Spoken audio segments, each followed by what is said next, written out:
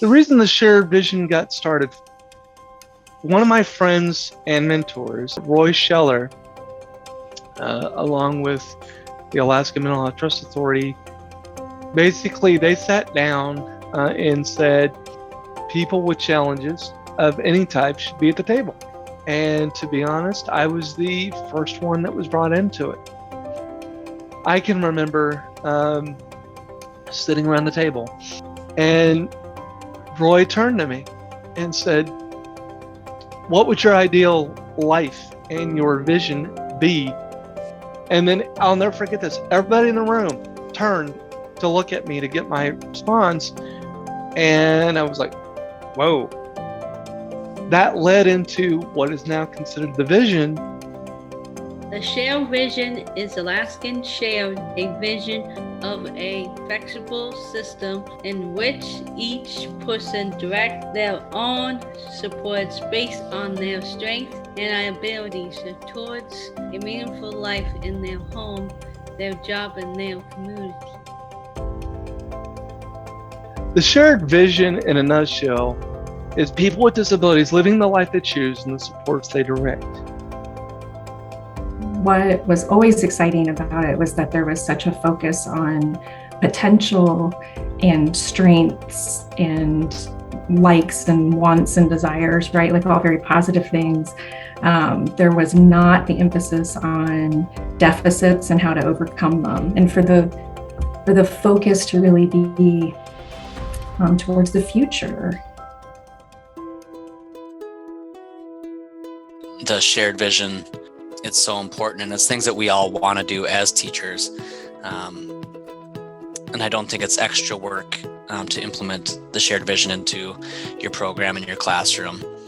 You know, helping create a healthy environment for students to grow and learn, and then grow those skills across all environments so that way they are comfortable of pushing out into adulthood.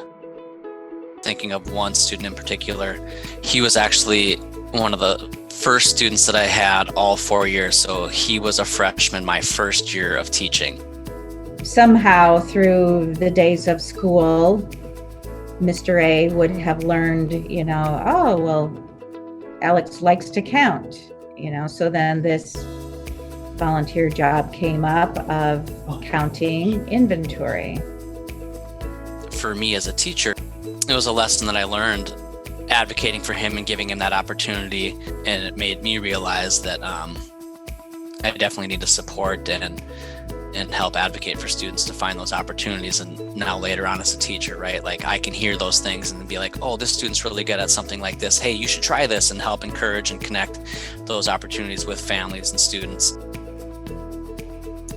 I believe that a teacher can help support the shared vision with their students by really getting to know their students, getting to know their interests, and really listening to their students. We want to be sure that we're supporting and encouraging our students to participate meaningfully in their home and in their communities.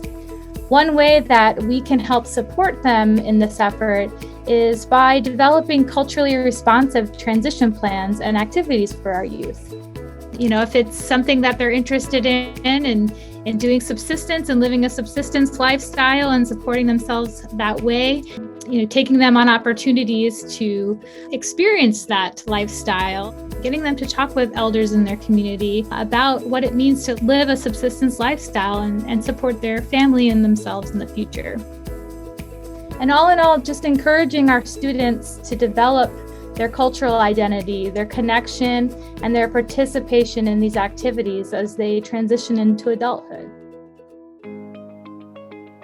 As a teacher, I think that the shared vision is something that's so important and so useful for students and families, and there's a lot of resources, not just for the students and families, but for teachers as well. And there's a wealth of knowledge within this state and different groups and stuff, and so just being able to reach out and ask.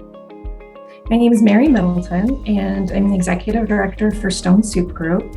So we are Alaska's Parent Training and Information Center, providing support for families who have children eligible to receive special education services. When your child enters special education services, families meet that special education teacher or support staff, and the expectation is that your IEP team and your special education teacher are the experts, and they know everything that's available for your child and all the supports and services that are out there. And that really maybe is an unfair expectation. And so Stone Soup can really help to kind of bridge that gap between making sure they have what they need during the school day and then connecting them to things that can be supportive outside of the school day, and making sure that they are applying for things that they're eligible for and kind of understand everything that they might benefit from. I am the CEO of Cindy and Vic's R&R Inc., and we are a service providing agency. When people come to me, they've graduated by now. And what I'd like to see is that when somebody from a transition program or from high school came into the program here that we provide, I would be able to say to them, what do you know about being a self-advocate?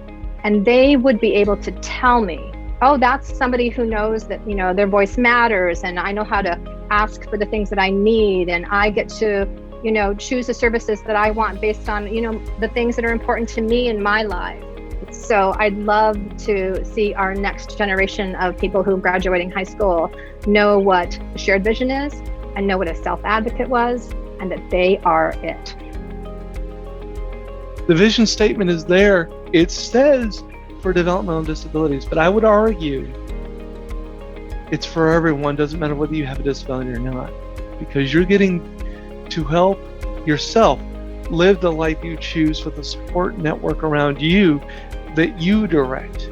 That's when you've done your job, and that's when you've started realizing the vision is possible. How do you support on shared vision, and how you make it into actions